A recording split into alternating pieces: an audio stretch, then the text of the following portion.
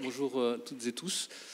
Didier Lebré, j'ai été ambassadeur de France en Haïti de 2009 à 2012 et je suis très très touché, très honoré que les archives du Quai d'Orsay m'aient proposé d'animer ce moment de votre colloque. Alors je ne suis ni universitaire ni chercheur, donc je n'ai pas de légitimité en soi à m'exprimer sur les sujets. Je voulais juste, avant d'introduire vos collègues, dire 2-3 mots sur la dette, parce que c'est un sujet qui m'a pas habité, mais en tout cas que j'ai rencontré à au moins 3 reprises.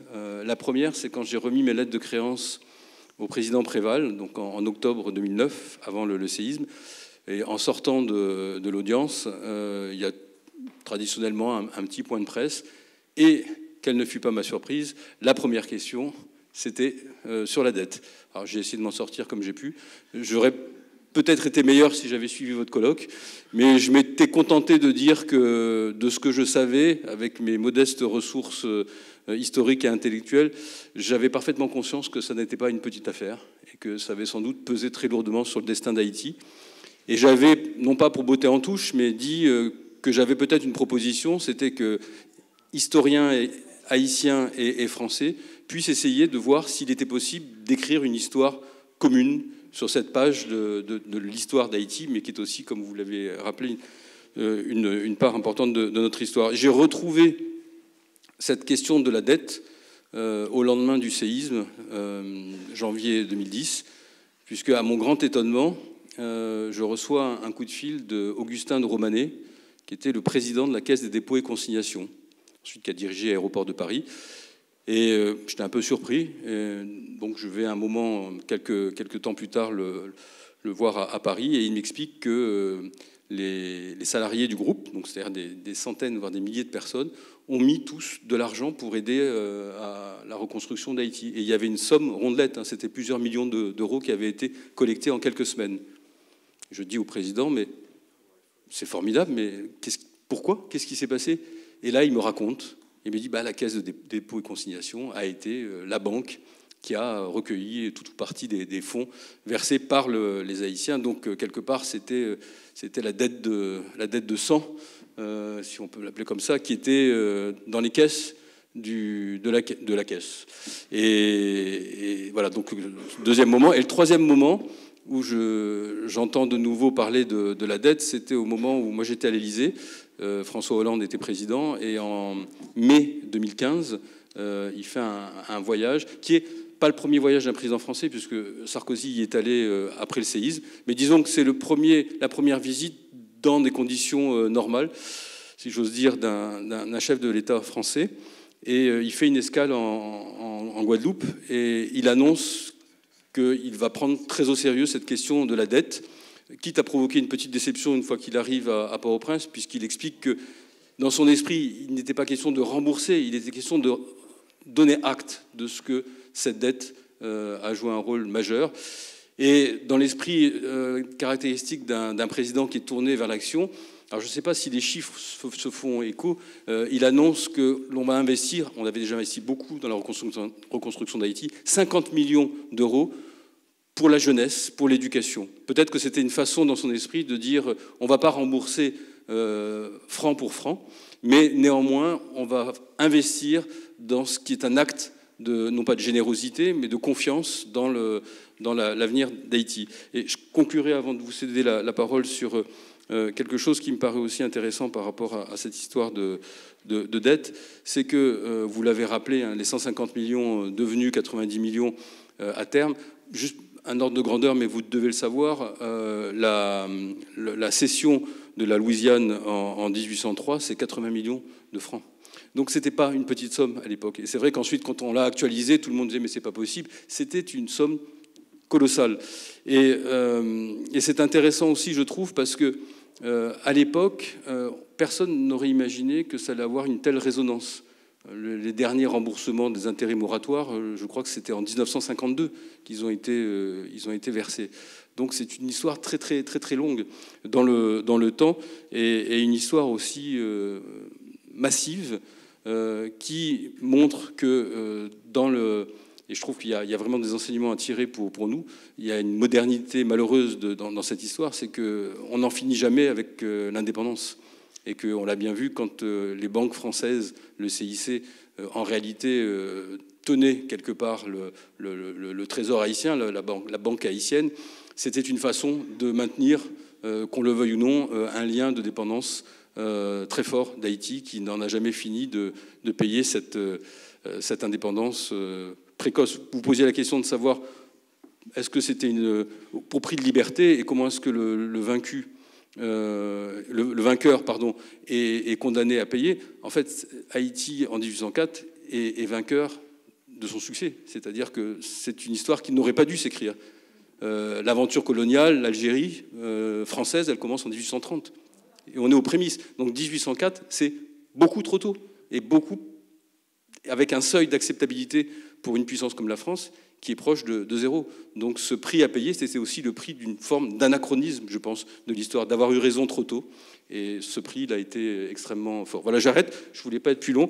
Et je cède bien volontiers la parole à Sybille Fourcault, qui est spécialiste de l'histoire atlantique et des révolutions françaises et haïtiennes, enseignante à Sciences Po Paris, qui va nous parler de qui est responsable de la dépossession des planteurs de Saint-Domingue, débat sur les secours aux colons et l'indemnité haïtienne sous la Restauration. Merci. Merci beaucoup. Alors, à partir de 1793, date de l'incendie du Cap français à Saint-Domingue, de nombreuses personnes fuient la colonie française pour se rendre aux États-Unis, puis pour certains d'entre eux en métropole. C'est à ce moment, entre la fin de 1793 et le début de 1794, que des premiers secours sont distribués aux individus qui arrivent de Saint-Domingue dans les ports de France métropolitaine. Ils sont ensuite supprimés en 1802, lorsque Napoléon Bonaparte, alors premier consul, lance l'expédition Leclerc pour réinstaurer un contrôle métropolitain sur Saint-Domingue. Cette expédition est un échec et a pour conséquence la déclaration d'indépendance d'Haïti en 1804. Face à la nouvelle vague de réfugiés que cette indépendance occasionne, des secours sont renouvelés à partir de 1804, mais ils sont remis en place cette fois-ci uniquement à destination des propriétaires d'immeubles et des blancs.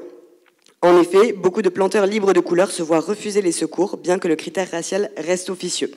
Ces secours représentent également encore une aide temporaire, à une époque où la France refuse de reconnaître l'indépendance de Haïti, voire considère toujours une reprise en main par la force, notamment sous la première Restauration et au début de la seconde Restauration.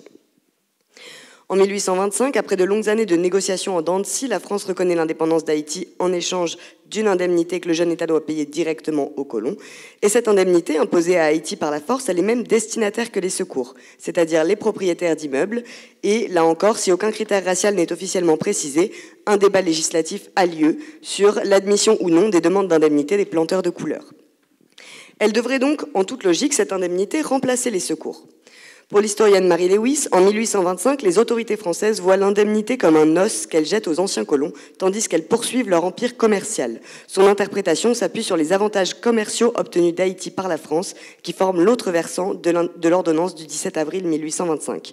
Pour Frédéric Beauvois, l'État français espère un dédommagement de la part d'Haïti pour que les colons de Saint-Domingue ne soient plus à sa charge. Mais s'il ne s'agit que de faire taire les colons ou de se débarrasser d'un fardeau financier, comment expliquer alors la permanence des secours après le vote de la loi du 30 avril 1826 sur la répartition de l'indemnité et leur longue durée, puisqu'ils ne sont finalement supprimés qu'en 1911, après même la fin du règlement de l'indemnité par Haïti. Cette coexistence des deux types de dédommagement nous invite à relire les débats qui mènent à l'ordonnance d'avril 1825, qui met en place l'indemnité, en lien avec ceux qui concernent les secours sous la Restauration.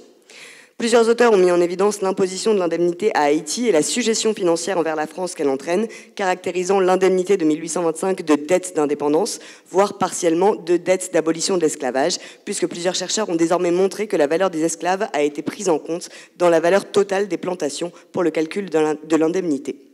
Mais relire l'histoire de l'indemnité en lien avec les secours permet d'apporter un nouvel éclairage au débat qui précède et accompagne sa mise en place sous l'angle des droits et des devoirs qui lient le gouvernement français aux planteurs de Saint-Domingue. Elle permet d'éclairer l'opinion des colons et d'une partie de la droite sous la Restauration qui considérait que le gouvernement français avait un devoir légal d'indemnisation des colons.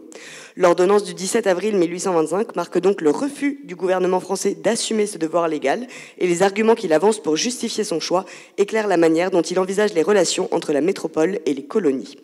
Le gouvernement de la Restauration transfère la responsabilité de la Révolution et le devoir légal qui en découle sur le jeune État haïtien, tout en reconnaissant de son côté un devoir moral à soutenir les colons, de la même manière qu'en termes de bienfaisance, aucun droit légal à une aide pour les indigents n'est reconnu au XIXe siècle.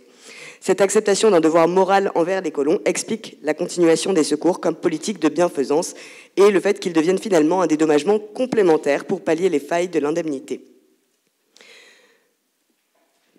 Donc tout d'abord, les secours sont majoritairement vus sous la Restauration comme une transition en attendant un dédommagement plus important. Cette vision des secours comme une transition est permise d'abord par une plus grande visibilité des secours dans les débats législatifs sous la Restauration en raison de la mobilisation des colons de Saint-Domingue et des interventions parlementaires lors du vote du budget des secours. À partir de 1814, les colons multiplient les interventions dans le débat public. Ils demandent principalement la reconquête d'Haïti, la continuation de la suspension de leurs dettes et une compensation de leurs pertes. Ils utilisent plusieurs supports pour publiciser leur opinion, des ouvrages publiés, des articles dans les journaux, des mémoires envoyés au gouvernement, mais aussi des pétitions adressées aux chambres législatives.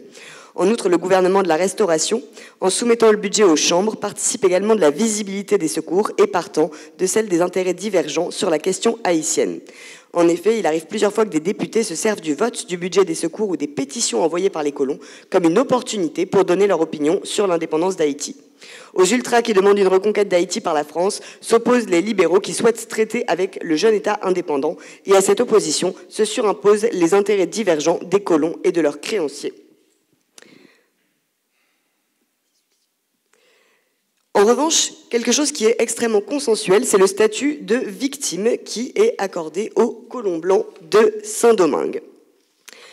À travers les critères d'admission au secours, l'administration a défini une partie des colons de Saint-Domingue, les propriétaires blancs, comme victimes d'un événement politique qualifié de désastre. Ces désastres, dans l'interprétation de la révolution haïtienne qui domine à partir de 1804, commencent en 1791 par l'insurrection des esclaves de la plaine du Cap et se terminent en 1804 par l'indépendance d'Haïti, sachant que ces deux événements sont interprétés de manière racialisée. Ce sont des massacres de blancs par des noirs dans la vision de l'époque. On considère uniquement l'insurrection des esclaves de 1791 et le fait qu'ils brûlent des plantations. Et en 1804, ce qui est le plus mis en avant, ce sont les massacres de blancs ordonnés par Dessalines. Cette vision de la révolution haïtienne comme un désastre et des planteurs blancs comme les victimes est consensuelle au sein des chambres législatives. Le père Gérard de Lally-Tollendal parle des malheurs affreux et immérités des colons de Saint-Domingue et de leur droit à être plaints, à être secourus, à être même indemnisés par l'État. Quant au député Jacques-Antoine Manuel, il est partisan de donner des secours aux colons de Saint-Domingue en l'absence de possibilité de négocier avec Haïti, même s'il préférerait une négociation avec Haïti. Mais, il dit, s'il n'y a pas d'autre solution, enfin si on nous disait il n'y a pas de dédommagement à Saint-Domingue, alors il faut faire droit à la demande des colons et veiller à leurs besoins, rien de mieux. En revanche, l'exceptionnalité du statut de victime des colons est discutée au sein des chambres. Les députés de gauche considèrent que les colons ne sont que des victimes parmi d'autres des excès de la Révolution, tandis que pour les ultras, les colons de Saint-Domingue sont les victimes les plus malheureuses de la Révolution, voire de tous les temps. Cette insistance sur l'exceptionnalité des malheurs des Domingois conduit les députés de droite à les comparer régulièrement avec les émigrés. Les colons s'insèrent évidemment dans ce récit pour s'adapter au contexte politique métropolitain et faire aboutir leurs demandes. Cette stratégie d'intégration des événements domingois à une interprétation contre-révolutionnaire de la Révolution vient ajouter une nouvelle lecture des désastres à la lecture racialisée qui domine depuis 1804. Les colons sont désormais perçus comme des victimes des événements révolutionnaires. En général, c'est plaies qu'il importe de guérir. C'est pourquoi le député Duhamel, grand soutien des colons au sein de la Chambre des députés, déclare à propos de la question haïtienne en 1824 « Certes, voilà encore une plaie bien saignante de la Révolution, et la main de la légitimité, qui peut seule les guérir toutes, s'étendra vers celle-ci. » C'est pourquoi les colons profitent de cela pour demander une indemnisation égale à celle des émigrés. En 1826, Adolphe François Réverdy, bénéficiaire des secours aux colons, émet des observations sur la loi de répartition de l'indemnité pour les colons et il affirme « Même malheur, perte semblable, considération de même nature, tout paraît mériter aux réfugiés de Saint-Domingue une indemnité égale à celle obtenue par les émigrés, leurs égaux en infortune. » Dans ce contexte de demande d'indemnisation au même titre que les émigrés, les secours sont vus comme une politique transitoire en attendant un dédommagement total. La majorité des parlementaires et des colons considèrent les secours comme un dédommagement purement transitoire. En 1822, le député Manuel s'oppose à une augmentation du budget des secours car il souhaite que le gouvernement traite avec Haïti pour indemniser les colons de manière plus pérenne. Il déclare « Si leur malheur est sans remède, il faudra bien pourvoir à leurs besoins de première nécessité. Et dans ce cas, le mot « secours » sera employé dans sa véritable acception. Tandis que dans l'état actuel des choses, la subvention accordée aux colons n'a fait que prolonger un état provisoire. Par cette intervention, Manuel révèle toute l'ambiguïté des secours tels qu'ils ont été conçus. Politique transitoire, mais surtout s'agit-il d'une politique de bienfaisance ou d'un dédommagement lié à un droit légal des colons et donc à un devoir légal du gouvernement français envers eux. Les ministres en charge des secours ne sont d'ailleurs pas d'accord sur la question. Ce sont les ministres de l'Intérieur et de la Marine et ils débattent eux-mêmes de la nature des secours. En 1823, le ministre de la Marine, Gaspard de Clermont-Tonnerre, clame la supériorité du droit sur les économies du budget. Pour lui, les secours ne sont pas une politique de bienfaisance dépendant de la générosité royale, mais une forme de dédommagement illimité qui répond à un droit et qui ne pourra prendre fin soit qu'à la reconquête de Saint-Domingue, soit qu'au remboursement intégral des propriétés des colons. Il écrit donc « Personne ne met en doute le droit général des colons. Il est certain, comme leur malheur, les événements l'ont fait même, les actes de l'autorité l'ont consacré. Il existera aussi longtemps que l'usurpation des propriétés à Saint-Domingue. Ce double principe du droit et de la perpétuité du droit est à mon avis un des points essentiels de la question.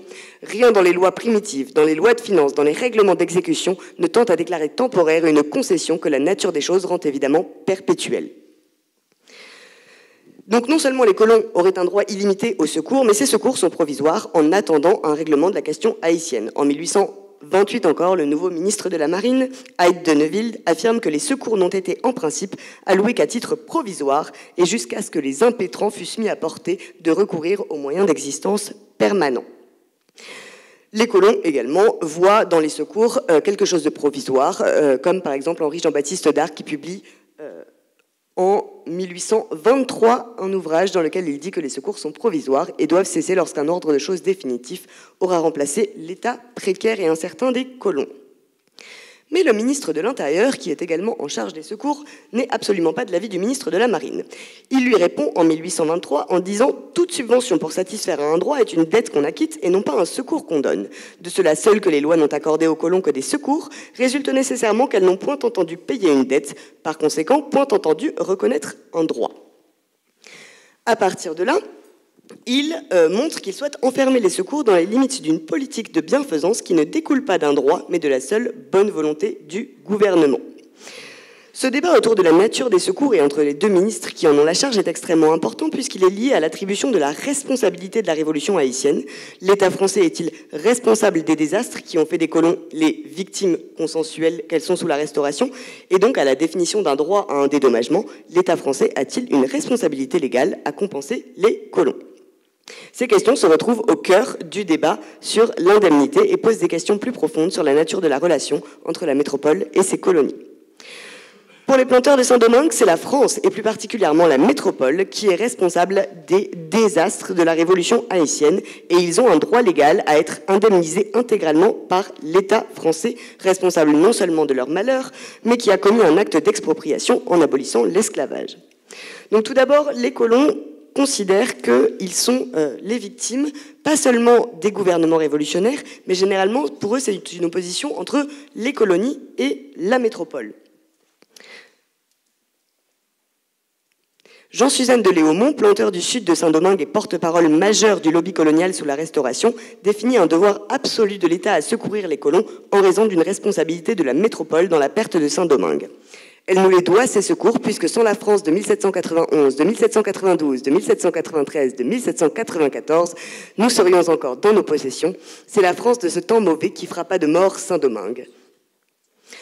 Avec 1791, Léaumont ne fait pas référence à la révolte des esclaves, mais au décret du 15 mai qui accorde des droits politiques à certains libres de couleur.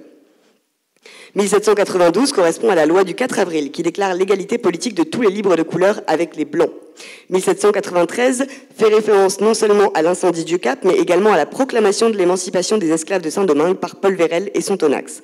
Enfin, 1794 correspond à l'abolition générale de l'esclavage dans tout l'Empire par la Convention. Toutes ces lois et décisions ont pour point commun d'être prises en métropole ou par des agents métropolitains à Saint-Domingue. En désignant la France comme responsable, c'est donc la métropole que Léaumont accuse, remettant au goût du jour une critique de la relation entre métropole et colonie que les colons dits autonomistes avaient déjà formulée au début de la Révolution française. Les discours des colons des années 1820 blâment la métropole d'être intervenue et d'avoir bouleversé l'ordre social et racial d'Ancien Régime, cause principale de la perte de la colonie dans leur esprit. Pour définir un droit légal à une indemnisation, les colons évoquent le mythe du contrat primitif. C'est-à-dire que, pour eux, la France avait promis, en recevant de nous la souveraineté de Saint-Domingue, de respecter nos privilèges et les principes de notre système colonial. Elle s'était engagée à nous défendre contre les ennemis extérieurs et à maintenir la tranquillité au-dedans. Nous avons rempli fidèlement toutes ces conditions. Elle a violé toutes ses promesses. En formulant la question de la responsabilité en termes de contrat, les colons tâchent de lui donner donc un caractère légal et astreignant pour l'État. Ils se réfèrent à un récit forgé lors de leur revendication autonomiste de la fin du XVIIIe siècle qui décrit la soumission volontaire des flibustiers et boucaniers indépendants à l'autorité royale. Le ministre de la Marine se range du côté des colons, mais pas en raison d'un contrat primitif entre les colons et la métropole, en raison du contrat qui existe avec le régime de l'exclusif. Pour le ministère de la Marine, l'industrie agricole des colons a été pendant tant d'années pour notre commerce et pour nos fabriques une source inépuisable de travail et de richesse, ce qui justifie un droit des colons à la protection de la métropole et donc un droit à une indemnisation si la métropole a été incapable de les protéger. À cela s'ajoute un argumentaire d'expropriation, puisque les colons font valoir qu'ils ont été expropriés avec l'abolition de l'esclavage. Pour cela, ils utilisent le régime propriétariste, largement un héritage de la Révolution française, même si l'historiographie a nuancé l'ampleur de la grande démarcation entre propriété privée et puissance publique que Rev Blauferbe identifie au moment de la décennie révolutionnaire. Cette conception absolue de la propriété privée nourrit leur argumentaire pour obtenir un dédommagement intégral.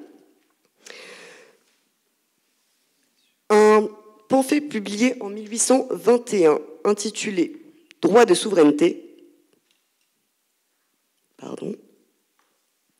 décrète que lorsque le champ d'un citoyen devient nécessaire à la confection d'un établissement public, le premier soin d'une administration paternelle est de faire procéder à son estimation afin d'établir scrupuleusement les indemnités équivalentes au sacrifice qu'elle exige. Et donc, il décrète qu'on a disposé de leur propriété au nom de la morale et de l'intérêt public. La liberté des Noirs a été proclamée par cette même métropole qui, pendant 200 ans, avait autorisé la traite. Donc, pour eux, l'abolition de l'esclavage est une expropriation pour cause d'utilité publique, argument déjà utilisé sous la Révolution et qui reviendra lors des discussions des abolitions britanniques et françaises en 1833 et 1848. Si la propriété servile forme le cœur de l'argumentaire des colons, il n'évacue pas pour autant de leur demande leur propriété foncière. De ce côté également, le régime propriétariste mis en place durant la Révolution les aide, puisqu'il considère que les colons sont les seuls légitimes propriétaires du territoire de l'île de Saint-Domingue, comme le roi de France en est le seul légitime souverain. Ils ont le domaine privé du territoire, comme le roi de France en a le domaine éminent. On retrouve dans cet argumentaire juridique la grande démarcation. La puissance publique est désormais bien séparée de la propriété privée et se doit de la respecter et de la protéger. Pourtant, le droit de propriété coloniale sous l'Ancien Régime était loin d'être aussi absolu, puisque à Saint-Domingue, il fonctionnait suivant le système juridique de la concession. Les colons obtenaient une portion de terrain de la part du roi et s'engageaient à remplir toute une série de devoirs en échange de cette concession gratuite. En cas de non-respect de ces devoirs, le roi pouvait reprendre la concession. Et pourtant, ce n'est pas ainsi que les colons présentent leur droit de propriété qu'ils présentent comme entier et absolu. La Révolution leur a donc permis de transformer leur concession en propriété privée sur laquelle la puissance publique n'a aucun droit. Ils estiment donc avoir un droit légal à une indemnisation de la part du gouvernement français pour deux raisons. En raison du non-respect par la métropole du contrat primitif fictif qui la lie aux colonies, puisqu'elle a échoué à protéger leur propriété, mais également en raison de l'abolition de l'esclavage, puisqu'ils la voient comme une expropriation pour cause d'utilité publique. A l'inverse, les députés et le gouvernement évoquent une simple responsabilité morale de l'État qui se traduit par l'octroi de secours, mais non d'un dédommagement proportionné à la perte des colons. Les soutiens des colons développent une rhétorique qui dénonce sans ambiguïté la responsabilité de l'État français dans la révolution haïtienne, mais sans demander la reconnaissance d'un droit légal à une indemnisation. Le député Duhamel s'exprime ainsi en 1821. « Les malheureux colons ont une hypothèque sur notre conscience, car ce sont les maximes de la Révolution qui ont porté le fer et le feu dans les possessions de ces malheureux Français. » Donc il définit une responsabilité de la France, mais l'hypothèque des colons ne porte que sur la conscience de l'État, ce n'est pas un devoir légal. De la même manière, en 1820, le ministre des Affaires étrangères décrète qu'on considère cette dette comme une dette morale, une dette d'honneur. Ce qui va aider le gouvernement à affirmer un simple devoir moral et non légal envers les colons est le terme de désastre employé pour qualifier la révolution haïtienne, puisqu'ainsi la révolution haïtienne est assimilée à un événement de force majeure ou à une catastrophe naturelle dont la responsabilité ne peut donc être attribuée à l'État français.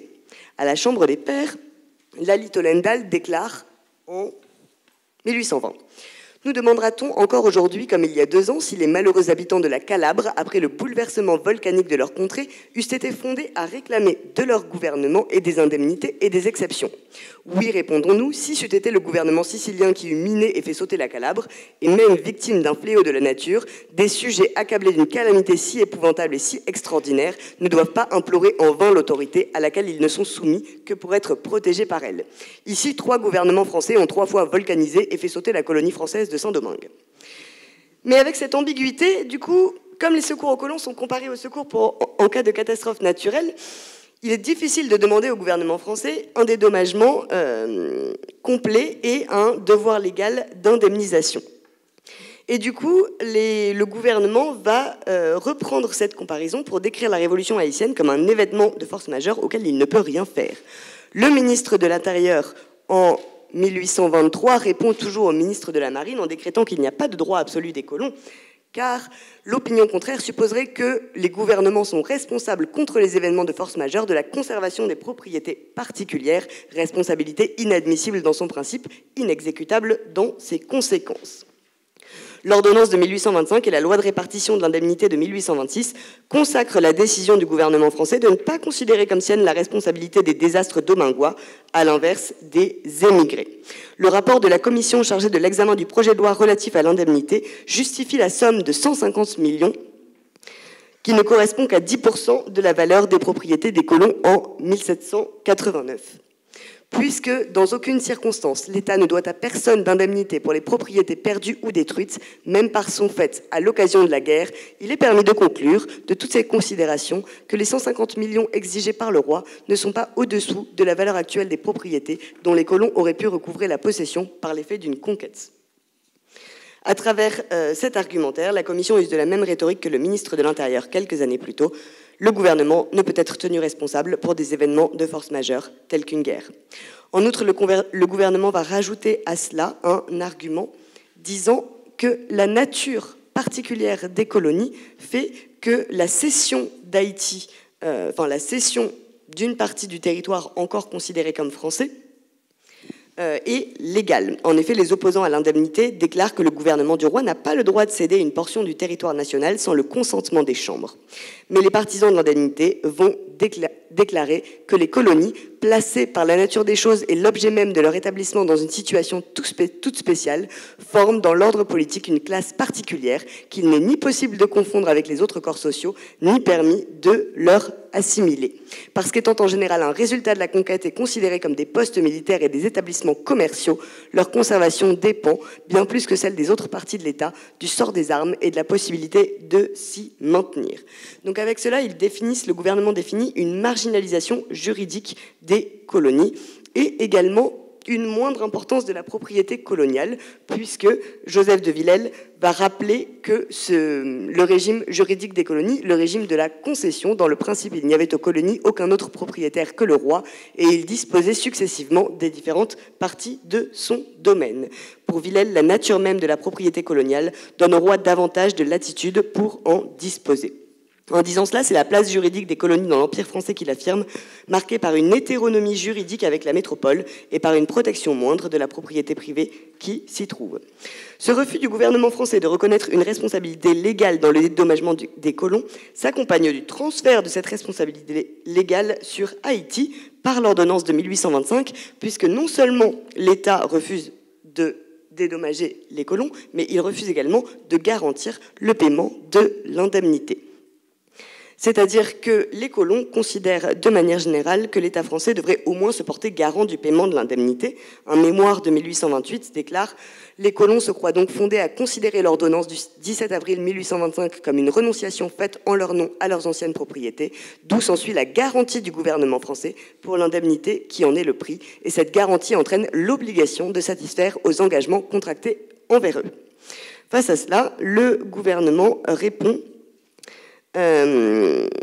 notamment lors de débats législatifs, que la loi disposa que les fonds seraient versés non au trésor, mais à la caisse des consignations, afin d'écarter l'idée d'un engagement pris ou d'une garantie promise par la France. Donc, la France rejette toute responsabilité légale sur Haïti jusqu'à refuser de garantir le paiement de l'indemnité.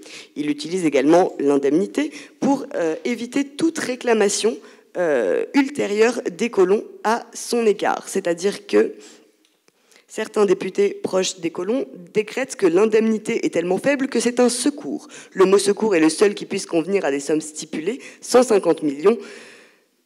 Il est impossible de trouver dans ces mots quelque soulagement, l'équivalent du mot indemnité.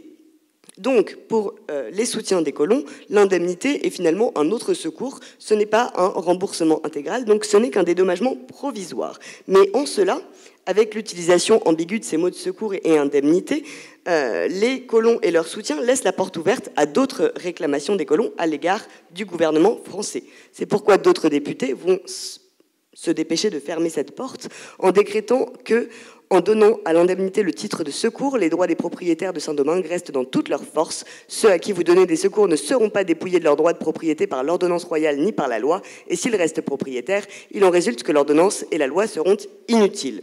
On voit donc bien ici que l'indemnité a pour but de fermer la porte à toute réclamation ultérieure des colons auprès du gouvernement français. Cependant, les secours sont finalement maintenus comme palliatifs aux failles de l'indemnité et également comme signe que le gouvernement n'abandonne pas un devoir moral envers les colons, malgré son refus de reconnaître un devoir légal. Donc, d'abord, les secours sont maintenus et sont considérés par certains comme représentatifs des failles de l'indemnité. Les chiffres de dépenses de l'État viennent ainsi prouver publiquement toutes les fautes de la politique ministérielle. Donc, on considère d'abord que les secours sont maintenus parce que l'indemnité ne fonctionne pas. Mais en fait, à cette époque, les secours sont déjà envisagés comme une politique de long terme par l'administration. Ils ne connaissent finalement ni suppression ni transformation de leur objectif originel. Au sein des chambres, leur budget continue d'être voté en raison des incertitudes qui pèsent sur le versement des 4/5 restants de l'indemnité, mais aussi parce que les secours sont finalement vus comme un supplétif destiné à aider les colons qui ne pourraient rien obtenir de l'indemnité.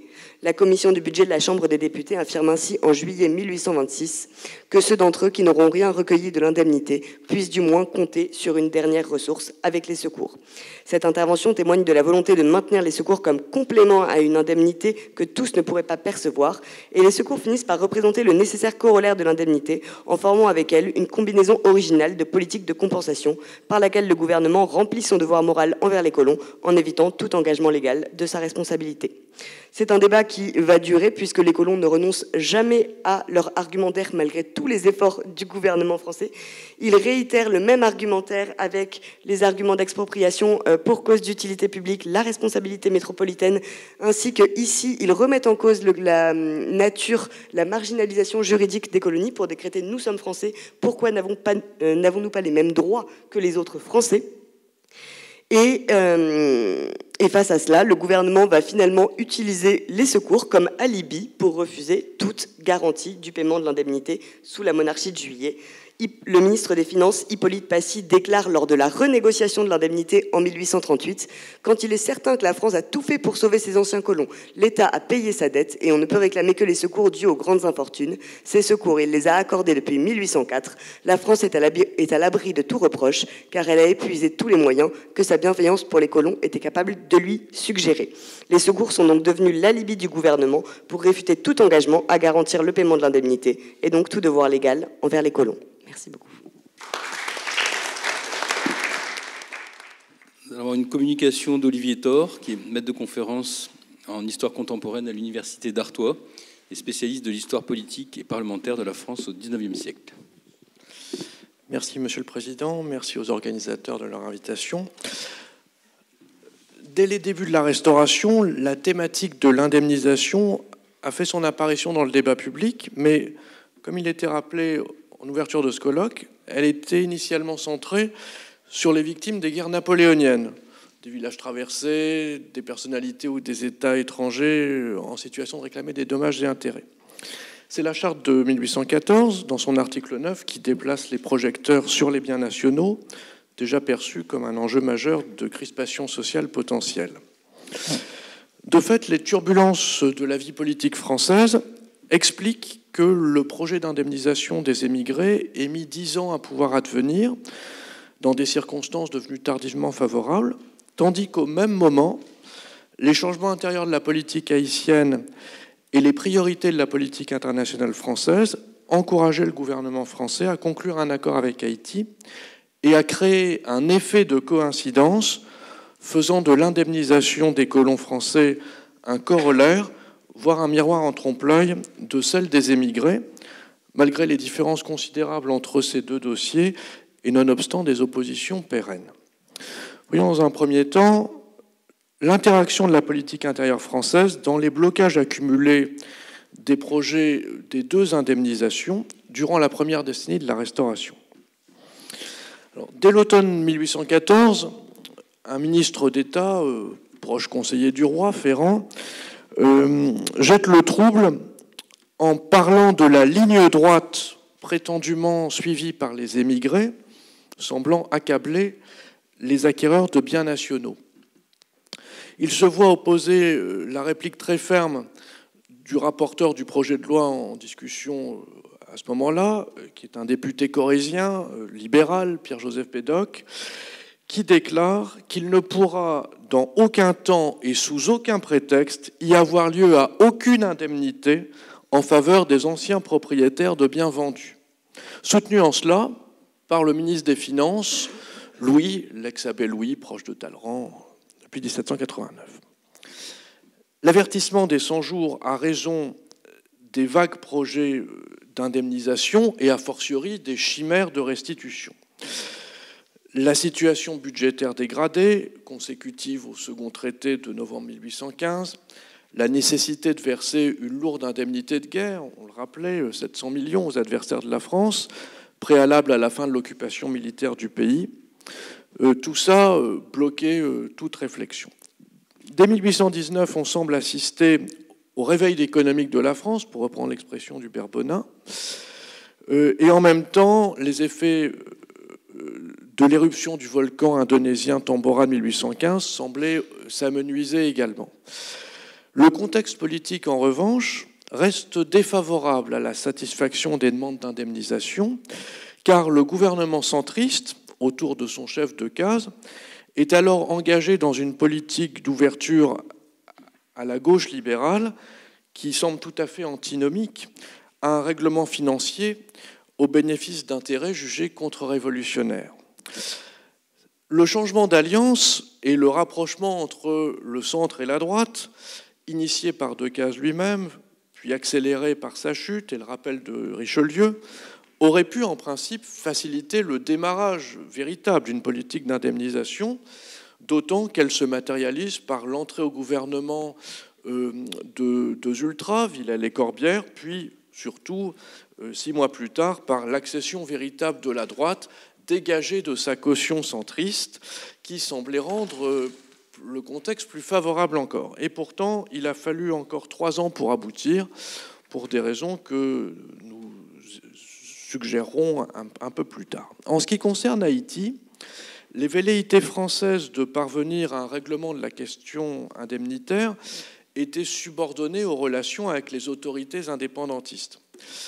Comme il a été rappelé plusieurs fois, la division politique de l'île entre deux pouvoirs concurrents, au nord et au sud, entre le roi Christophe et le président Pétion, puis son dauphin Jean-Pierre Boyer, ont paralysé toutes les initiatives pendant les premières années de la Restauration, alors que début 1815, la presse française s'était faite fugitivement l'écho de propositions encourageantes d'Alexandre Pétion, le président sudiste, au régime de Louis XVIII sur, je cite, « une indemnité pécuniaire en faveur des colons français ». Ces espoirs avaient fait long feu, du fait d'une double turbulence. Côté français, évidemment, les 100 jours de Napoléon interrompent les contacts, tandis que côté haïtien, la perpétuation des dissensions insulaires conduisait le pouvoir sudiste à se concentrer sur l'urgence, à savoir le bras de fer avec les concurrents nordistes.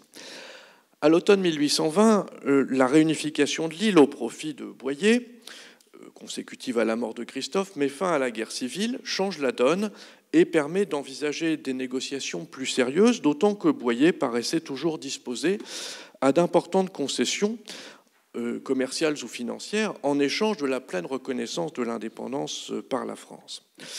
Or, c'est à nouveau la relative instabilité des majorités politiques en France, avec le glissement progressif du centre vers la droite, que j'évoquais il y a un instant, qui retarde encore à nouveau une véritable prise d'initiative côté français.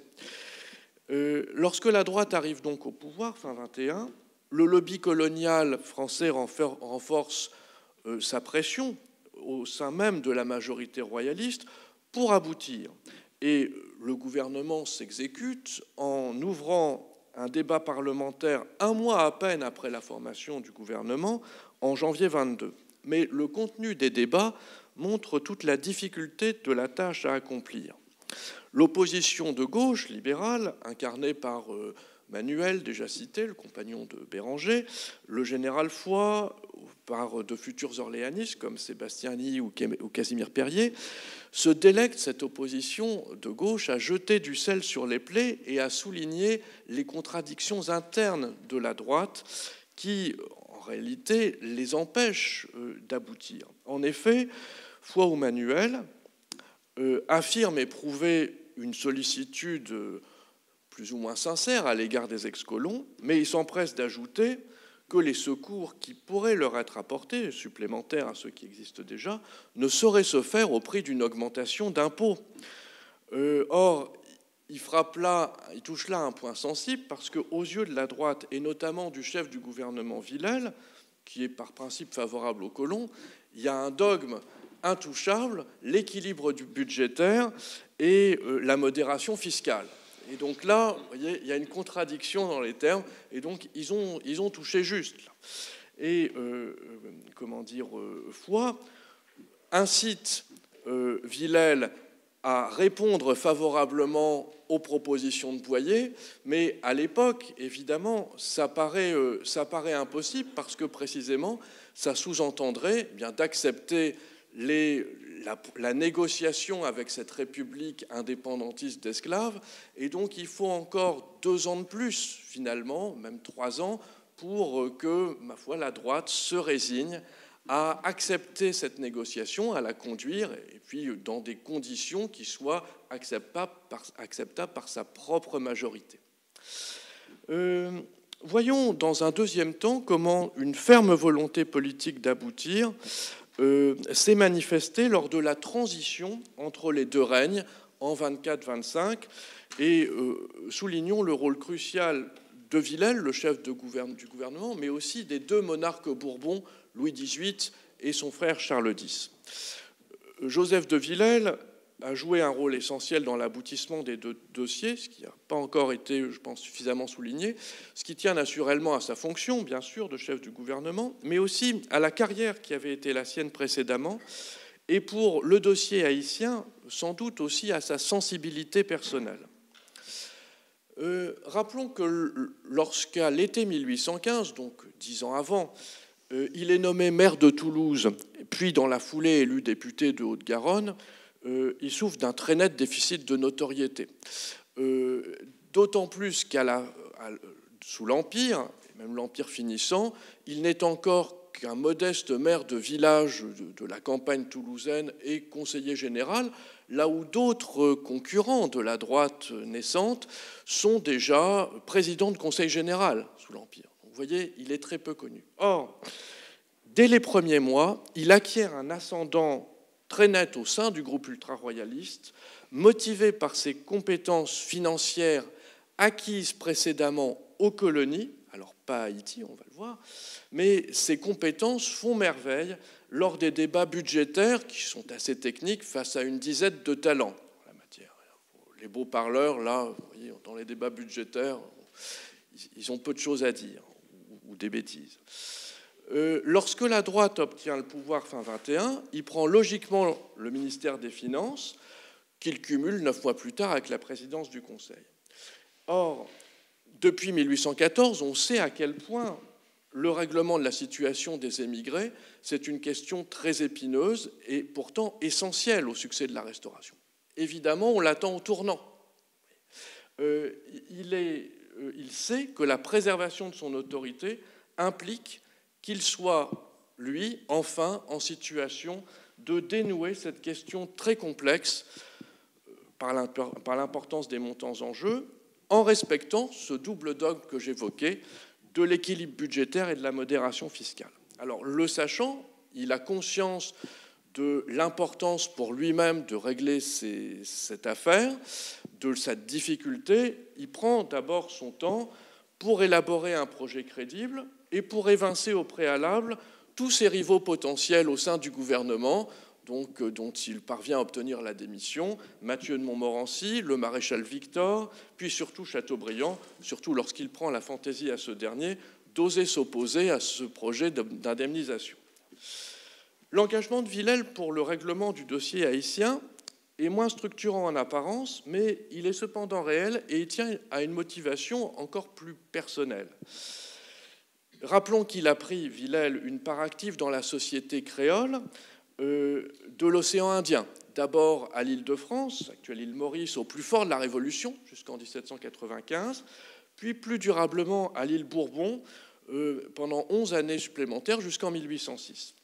Alors même si son expérience dans ces colonies n'a rien à voir avec la violence haïtienne qu'ont pu subir les colons français d'Haïti, il n'a évidemment aucun mal à se solidariser assez naturellement avec les colons spoliés et à essayer d'obtenir une solution satisfaisante pour eux. Surtout, je pense que l'élément essentiel réside dans sa vision des relations internationales, alors qu'il contraste totalement avec celle de Chateaubriand. Il s'est fait imposer par Montmorency puis par Chateaubriand l'intervention française en Espagne, dont il ne voulait pas, alors qui paraissait au départ insurmontable. Rappelons que Napoléon avait échoué et que l'armée française de la Restauration, très faible certes, mais enfin, vous voyez, a triomphé très rapidement au Trocadéro. Donc, vous voyez, bon, il y a des puissances faibles qui peuvent parfois gagner des guerres. Et c'est ce que, évidemment, sous-entendent ses opposants en disant Haïti, vous voyez, faites comme en Espagne. Vous voyez, on a triomphé des Espagnols qui avaient fait mordre la poussière à Napoléon. Essayez donc, face aux Haïtiens, bonsoir. Bon.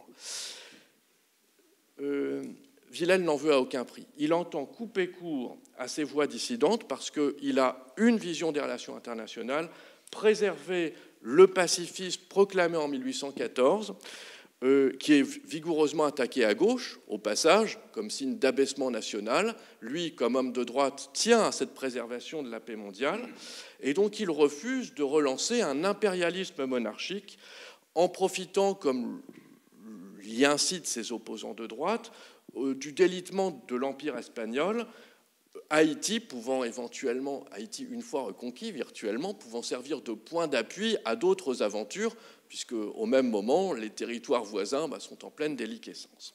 Son caractère très pragmatique, et il faut le dire assez lucide et rationnel, lui fait regarder avec beaucoup de méfiance ces grandes déclamations au projet de reconquête qu'exprime notamment Hyde de Neuville, proche de Chateaubriand.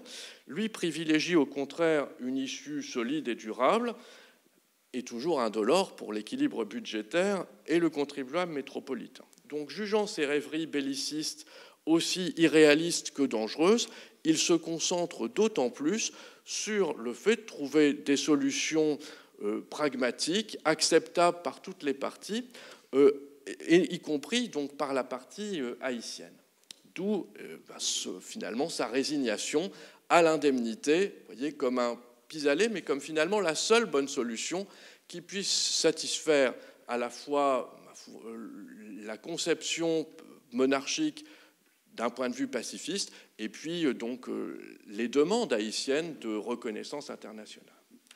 Les solutions qu'il propose et finalement qu'il impose, pour les émigrés, la baisse du taux de rendement des rentes d'État de 5 à 3%, pour Haïti, la reconnaissance de dette de l'État haïtien en échange de la reconnaissance officielle de l'indépendance par la France, se heurte logiquement à des oppositions de tous bords.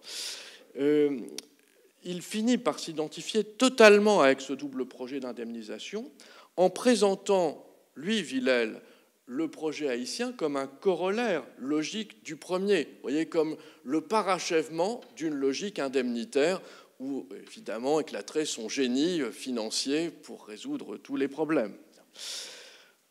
Il a failli, cependant, échouer sur le dossier principal de l'émigration, qui aurait évidemment compromis le second. Malgré toute sa dextérité technique, qui est réelle, son habileté manœuvrière, qui n'est pas moindre, comme il a été rappelé, la coalition des opposants de gauche et de droite, extrême inclus, réussit en juin 24 à entraîner le rejet par la Chambre des pairs de la première version de son projet. La conséquence naturelle semblait devoir être sa chute et un autre gouvernement royaliste, ce qui aurait immanquablement entraîné le renvoi au calende grec du projet d'indemnisation des émigrés et, partant, le règlement haïtien par voie indemnitaire. Ce scénario d'une chute de Villèle semblait d'autant plus vraisemblable qu'un an et demi plus tôt, son prédécesseur, Armand de Richelieu, avait connu pareille mésaventure sur la politique internationale qu'il conduisait. Une coalition de députés de gauche et d'extrême droite avait fait une motion commune dans l'adresse et Louis XVIII avait tiré les conséquences en priant Richelieu de céder sa place. Mieux encore, en février 1820, le propre favori du roi Decazes avait dû partir sous la pression parlementaire alors qu'il n'y avait pourtant aucun vote de défiance, ni d'une chambre ni de l'autre, mais le bruit, vous voyez, les échos parlementaires avaient été suffisamment forts pour que Louis XVIII se résigne à finalement prier Decazes de céder la place. Donc vous voyez, la solution naturelle, c'était la chute de Villèle. Louis XVIII, pourtant, cette fois-ci, tient bon, contrairement à tous les espoirs des opposants. Il renvoie aussitôt sur le champ Chateaubriand et il dit, bien sûr, Villèle, vous restez. Pourquoi est-ce qu'il fait ça? Il est à la fin de sa vie, Louis XVIII. Il en a pour 3 mois encore. Pour lui, c'est une manière de rester vivant, d'affirmer son autorité politique et de réduire à l'impuissance des dissidents de droite qu'il déteste depuis toujours, Chateaubriand au premier chef, dès 1816 et a fortiori encore en 1820. Ce coup de majesté de Louis XVIII est donc la première condition sine qua non de l'aboutissement des 2 projets indemnitaires. Car en effet, sans le règlement des émigrés, pas de reconnaissance de l'indépendance d'Haïti et donc pas d'indemnité. La seconde condition, ça a été le choix du successeur, son frère, Charles X, de maintenir Villèle à son poste, malgré une pression toujours aussi forte de tous les royalistes qui n'avaient pas encore de poste ou qui venaient d'être chassés, de revenir ou d'arriver. Cette pression est extrême à l'automne 24.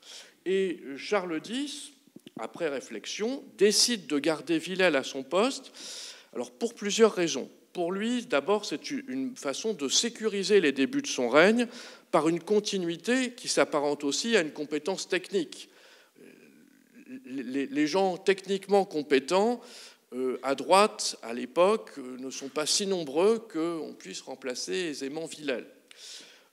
Sur la question de l'indemnisation des émigrés, pour Charles X, qui avait été sans doute sensible à la chimère de la restitution des biens, de gré ou de force. C'est une façon aussi pour lui de reconnaître au fond que l'indemnité, c'est la seule solution viable, et donc d'abandonner ces chimères de restitution. Par conséquent, lorsque la seconde mouture du projet vient en discussion entre février et avril 25, la position politique de Villèle s'est beaucoup renforcée. On sait qu'il a le soutien plein et entier de Charles X, et donc l'issue ne fait plus aucun doute.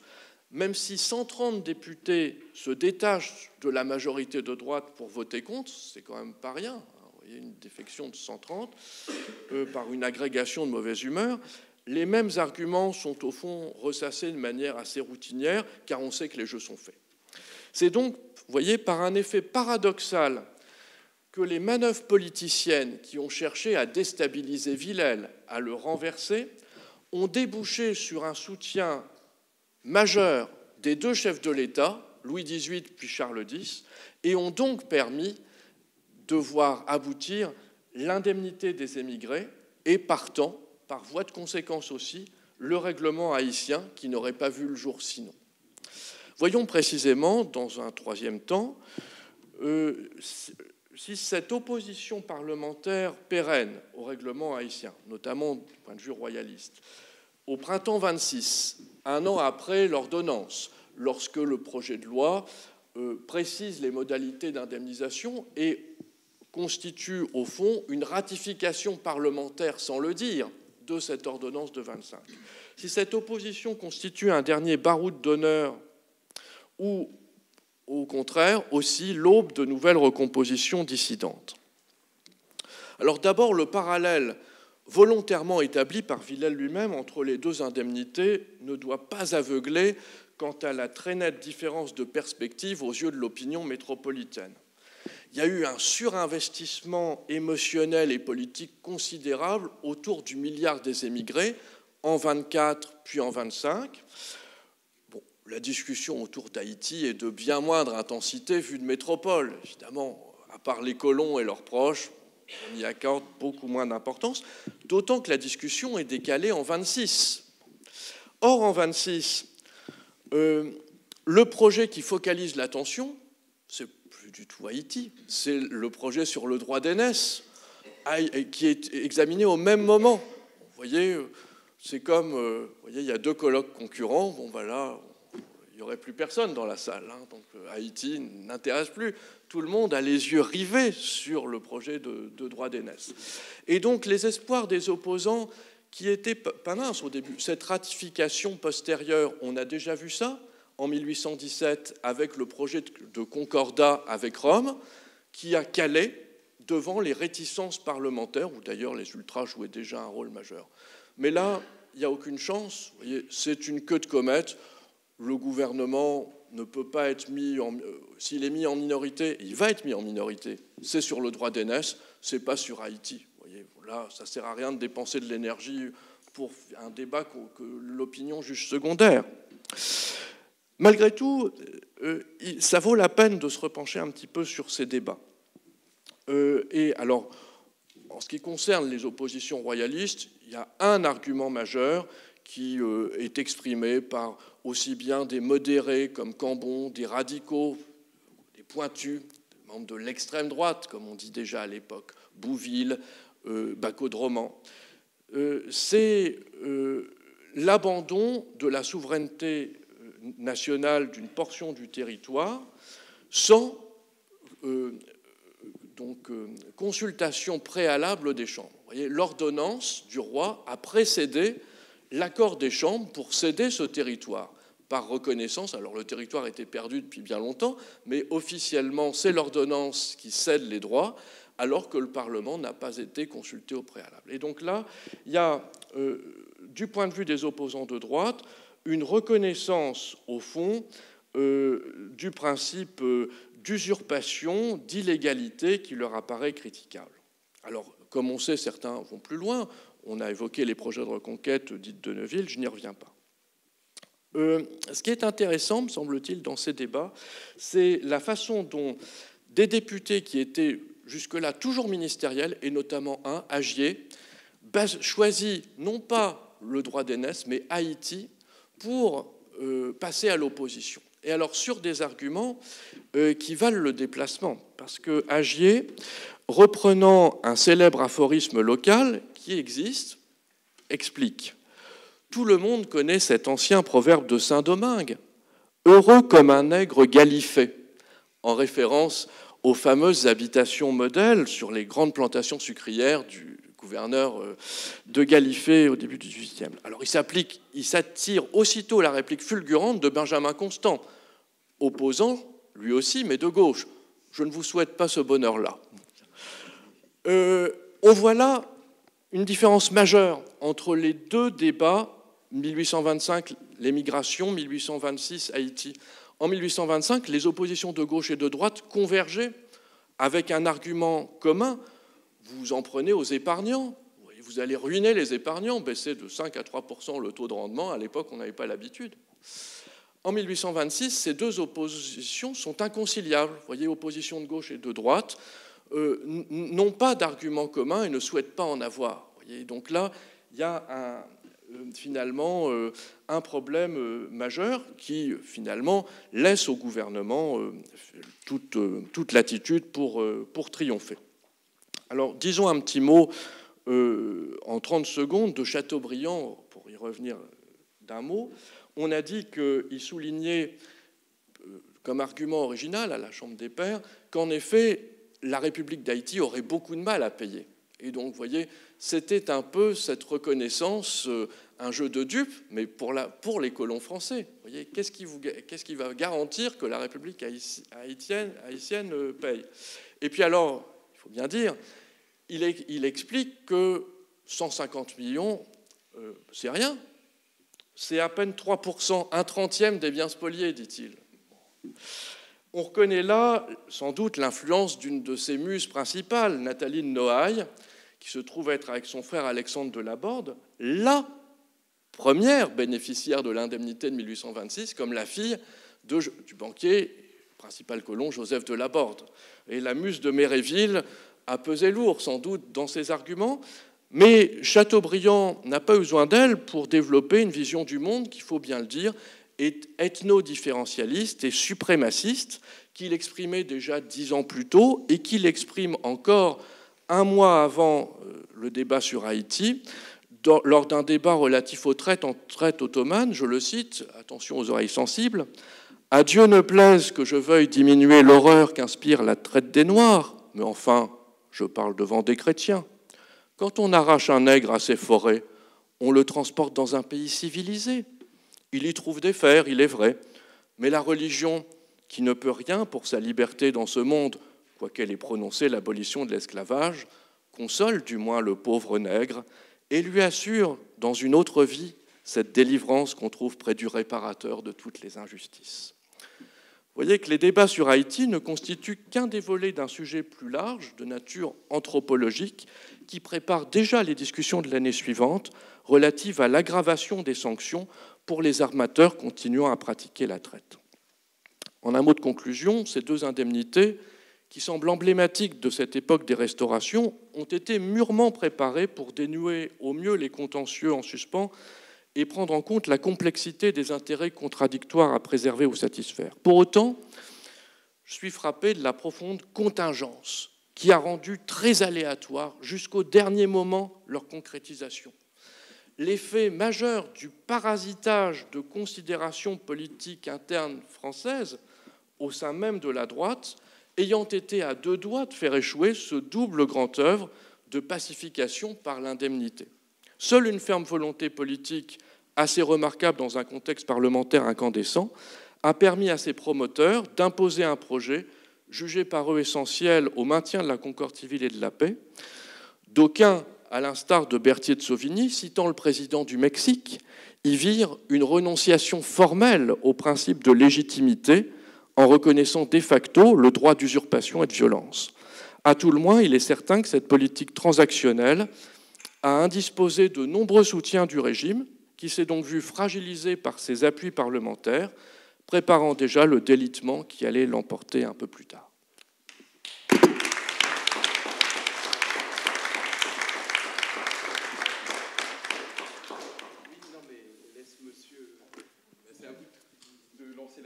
Ah bah écoutez, nous avons eu 3 communications absolument passionnantes, peut-être surtout pour quelqu'un qui est un peu béotien, mais pour vous aussi j'imagine. Donc vous avez tout à fait la parole et nos conférenciers sont... Question d'ultra-béotien, et vraiment, total. En quoi la question haïtienne implique la concorde civile? Je comprends pour le milliard des immigrés. Mais vous avez terminé votre conclusion là-dessus, et je voudrais, pour le béotien que je suis, vraiment, que je comprenne.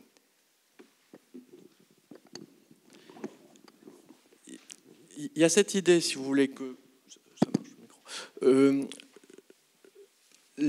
Du point de vue français, bien sûr, hein, donc et du point de vue royaliste en particulier, proche du lobby colonial, les colons ont été spoliés. Alors, du droit qui est essentiel à l'époque, qui est le droit de propriété, qui est vraiment fétichisé, à l'inverse de ce qu'on observe aujourd'hui. Et donc, il y a une sorte de désordre. Vous voyez pas, la représentation du monde, c'est qu'il y a un ordre et qui a été troublé, et que tant qu'il n'y a pas réparation, et donc ça c'est un type d'argument qu'on trouve de tous bords. Vous voyez, tant qu'il n'y a pas réparation de l'injustice, il ne peut pas y avoir concorde civile. Vous voyez, et donc alors il y a les victimes, vous voyez, de l'intérieur de la métropole, finalement, que sont les émigrés, et les colons français d'Haïti font figure de victimes de l'empire colonial, mais donc perturbé par cette révolution. Et donc, finalement, on a une projection extra-métropolitaine de la même perturbation du monde qui a frappé les émigrés. Donc, vous voyez, la concorde civile suppose, vous voyez, la réparation des victimes. Oui, il y a effectivement, c'est un point de vue. Enfin, après, la sanctification des victimes, je vous renvoie à l'ouvrage récent de Pierre-Marie Delpuy sur les nouveaux martyrs, hein, donc y compris les martyrs vivants. C'est quand même une conception un peu particulière du martyr. Effectivement, il y a toujours alors on peut dire une simple grandiloquence, mais aussi jusqu'au mysticisme, effectivement, d'une conception organiciste un peu. Et donc, vous voyez, la perturbation suppose la réparation, effectivement. Merci. Je remercie beaucoup ce qui s'est passé cet après-midi, parce qu'il y a une révélation pour moi. J'ai cru comprendre, enfin vous confirmez, c'est surtout l'exposé de Madame Fourcault, j'ai cru comprendre que les émigrés, donc, qui commencent avec la Révolution, et les colons qui sont partis d'Haïti sont arrivés à se faire traiter de la même manière par le pouvoir politique. C'est bien cela ? C'est ce que j'ai compris ? Les colons demandaient à être traités de la même manière que les émigrés, mais ils ne l'ont pas été. Et ils ont constamment adapté leurs demandes à l'évolution du traitement des émigrés, c'est-à-dire qu'au départ, ils demandaient une compensation comme les émigrés demandaient une compensation. Oui. Ensuite, ils ont demandé une transformation du paiement de l'indemnité en rente à 3% sur l'État de la même manière, sur le même mode que le milliard des émigrés, et ils ne l'ont jamais obtenu. Mais c'est des demandes qui sont constamment renouvelées. Mais c'est cette assimilation qui a conduit le pouvoir politique à proposer ou demander une indemnisation. Le pouvoir politique. Qu'est-ce qui a justifié, pour le pouvoir politique, qu'est-ce qui a justifié la demande de l'indemnité à Haïti ?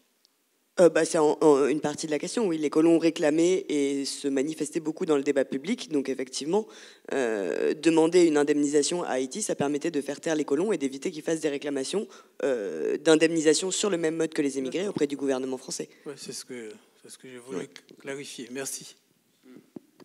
Puis en plus, ce qu'il y a de bien, c'est que le gouvernement répond à une demande sans avoir à payer lui-même, vu que ce sont les Haïtiens qui payent. Donc ça, Justement, pour compléter la réponse, précisément, donc c'est ce que Sybille Fourcault a bien expliqué, c'est qu'il y a un transfert, si vous voulez, de la charge de la responsabilité du droit légal à réparer. Donc l'État français se défausse sur l'État haïtien face aux demandes de colons français. Et ce faisant, vous voyez, il y a une hiérarchie implicite des victimes. Vous avez la victime, dans l'univers royaliste, la victime par excellence, c'est l'émigré. Rémy M. Delacote a expliqué ce matin, le Vendéen, qui pourtant a quelques mérites aussi, bon, il a toujours droit à des secours qui sont beaucoup moins importants. Il essaye, vous voyez, comme le colon français, de se hisser, vous voyez, au titre de super victime. Vous voyez, dans le monde, il y a toujours ça, des gens qui arrivent au Graal, d'être super victimes, et puis d'autres qui essayent de se hisser au même niveau, mais non sans mal. Et pour les colons français d'Haïti, ils n'y sont quand même pas parvenus, parce que effectivement, entre se faire payer l'indemnité par l'État français et puis se faire payer l'indemnité par l'État haïtien quand il le peut, vous voyez que la garantie n'est pas la même. Est-ce que, indépendamment de l'indemnisation des colons pour le préjudice subi face à un lobby qui est effectivement assez puissant, est-ce qu'il n'y avait pas aussi, alors c'est peut-être un anachronisme de ma part, mais est-ce qu'il n'y avait pas aussi une volonté de restaurer quelque chose qui était acquis pour la France de cette époque, à savoir qu'on ne remet pas en cause avec une telle légèreté, une telle impunité, en toute impunité, une des premières puissances, malgré tout, de la planète à l'époque, et que de toute façon, il y avait besoin, d'un point de vue, je dirais presque moral ou politique, de montrer qu'on ne peut pas, en 1804, prétendre être indépendant d'une puissance comme la France. Est-ce qu'il n'y avait pas aussi ça dans la mesure où, en plus, cette dette, comme vous l'avez rappelé tous, elle a produit des effets secondaires sur quasiment 50 à 100 ans. En effet, mais la difficulté, et ce qui a dû justifier le gouvernement, c'est effectivement, il y a un devoir moral de rétablir, mais négocier avec les insurgés, c'est en soi reconnaître finalement qu'ils ont gagné, mine de rien. Voilà, c'est quelque chose de... Et les opposants de droite se régalent à appuyer là où ça fait mal. C'est une reconnaissance qu'eux-mêmes jugent intolérable. Vous êtes menacé par des bandits et puis vous négociez avec eux finalement. Hein. C'est ce que disent ces opposants. Le beau-frère de Napoléon est même sorti assez piteux de cette aventure militaire. Ah bah, bien sûr. Jamais oublié. Donc, il y avait un préjudice moral considérable pour la France. Si je peux juste ajouter un mot. Vous dites restauration, mais c'est une restauration de 1825 qui en même temps exclut une restitution forcée. Et donc c'est également un jeu sur les options. Et il y a des options qui sont prises et d'autres qui sont exclues. Et en quelque manière, les indemnisations reconnaissent donc les transactions révolutionnaires. Et c'est aussi... très controversé, mais également ça marque une sorte de reconnaissance ou de rapport, mise en rapport avec la Révolution, néanmoins. Et ça aussi fait partie de toute sa gamme qui se joue autour du mot ou des idées de restaurer. Il y a, je pense aussi, des attentes économiques de cette double reconnaissance. Vous voyez, parce que justement les transactions qui ont été faites sur les biens nationaux sont sûres désormais, eh bien, on en attend justement un retour de la vie des affaires parce que l'échange des terres était central à l'époque. Hein, donc, eh bien, de la même manière, le gouvernement haïtien attend de la reconnaissance française, eh bien, de pouvoir développer son commerce régional parce qu'il est reconnu comme puissance. Mais Villèle aussi, du point de vue du gouvernement français, il espère de ce règlement de pouvoir recommencer à commercer avec les Antilles beaucoup plus intensément. Bien, y a-t-il d'autres, une dernière question ou... à deux.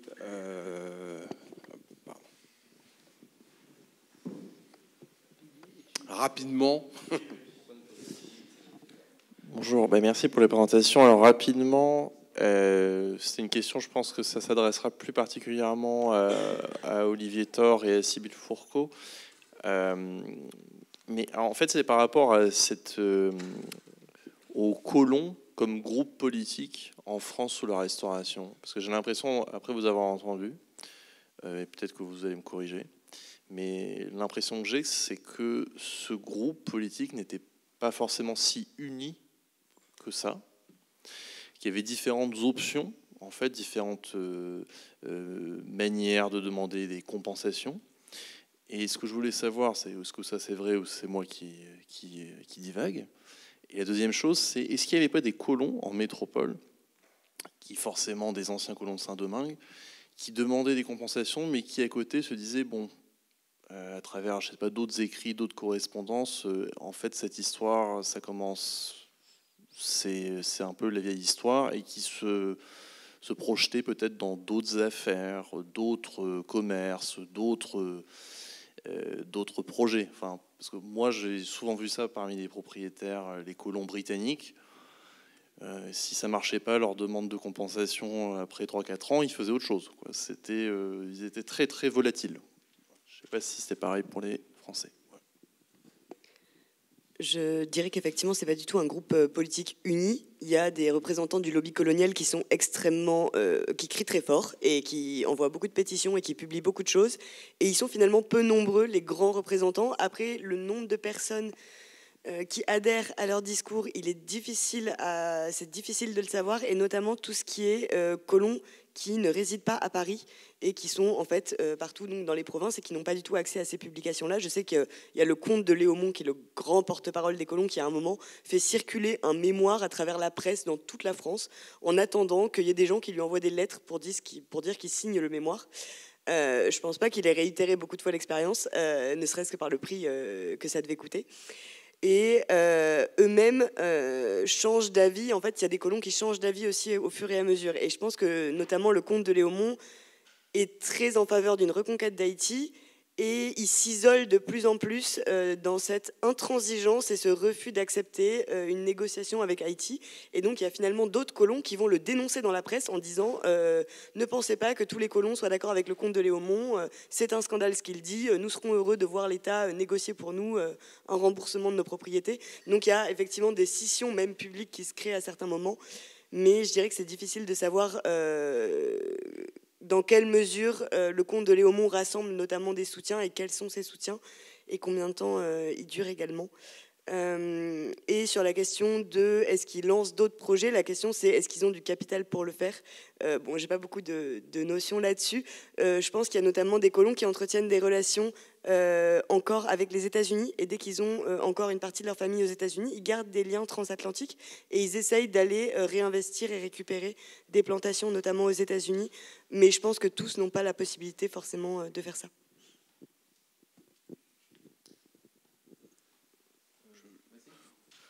Pour ajouter deux petits mots, pour bien l'hétérogénéité colon, évidemment, représentez-vous des copropriétaires face au mauvais agissement d'un syndic. Bon, il lance une procédure, ça n'aboutit pas. Bon, vous voyez, vous avez la division des comportements entre les raisonnables et puis les jusqu'au-boutistes. Bon, parfois, les jusqu'au-boutistes, ce sont eux qui ont raison. Il faut aussi voir les pressions qui sont considérables des armateurs et des grands commerçants, vous voyez, en 1826, qui ont ils ont d'autres intérêts. En 1826, ce qui est frappant, Agier passe à l'opposition. Élie Gauthier, qui est le député bordelais, qui représente vraiment le grand commerce bordelais, lui, pour l'instant, il soutient le gouvernement sur Haïti parce qu'il juge qu'il faut se débarrasser de cette affaire pour relancer le commerce.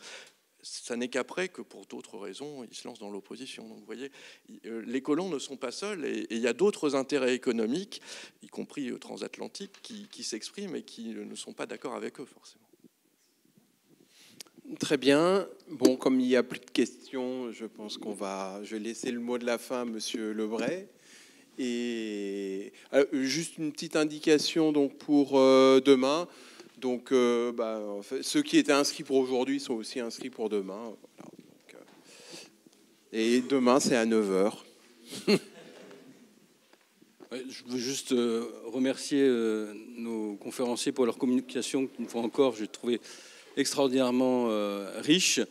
Et je reviens sur la courte introduction que j'avais faite. C'est effectivement un sujet majeur qui peut à la fois continuer sans doute d'empoisonner la relation bilatérale franco-haïtienne, parce que on a toujours du mal à regarder cet objet, et ce que vous avez fait pendant ces 2 jours contribue aussi à projeter une lumière qui nous permet de regarder cet objet de manière beaucoup plus, enfin, dans toute sa complexité, et puis d'entamer aussi un dialogue avec nos amis haïtiens, pour qui c'est pas, une fois encore, un sujet neutre.